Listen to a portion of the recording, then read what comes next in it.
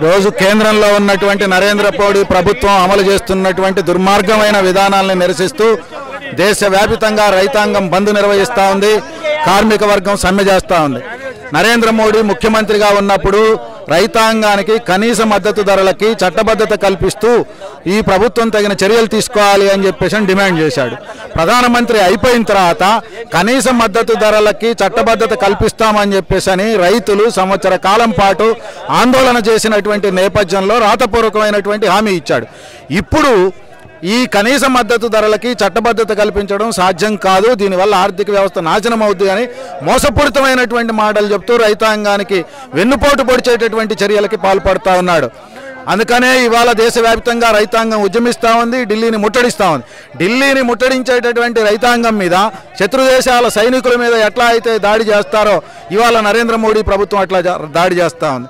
రోడ్ల మీద సీలలు కొడతా ఉంది, రోడ్లకి అడ్డంగా బారికేడ్లు నిర్మిస్తూ ఉంది, రోడ్ల మీద గుంతలు తవ్వుతూ ఉంది, అట్లాగే వాటర్ ఫిరంగులు ప్రయోగిస్తూ ఉంది, టియర్ గ్యాసులు ప్రయోగిస్తూ ఉంది, చెవులు పగిలిపోయేటటువంటి పద్ధతుల్లో శబ్దాన్ని తీసుకొచ్చేటటువంటి యంత్రాలను తీసుకొని వచ్చి రైతుల మీద దాడి చేస్తూ ఉంది. నరేంద్ర మోడీ, నువ్వు నిన్నగాక మొన్న గుడిని ప్రారంభించి రామరాజ్యం అని చెప్పావు, ఇది రాక్షస రాజ్యం కాదా అని చెప్పేసి నేను నరేంద్ర మోడీని ప్రశ్నిస్తూ ఉన్నాం. ఏమిటి రైతాంగం మీద ఈ రకమైనటువంటి దాడి? ఏమిటి రైతాంగం చేసినటువంటి ఈ నేరం? రైతాంగం ఈ దేశానికి అన్నం పెట్టడం కోసం రెక్కలు ముక్కలు చేసుకొని కుటుంబాలన్నీ కష్టపడి సంపదని సృష్టించి ఆహార ధాన్యాలని సృష్టించి కాపాడేటటువంటి ప్రయత్నమా రైతాంగం చేసినటువంటి నేరము అని చెప్పేసి ప్రశ్నిస్తూ ఉన్నాం.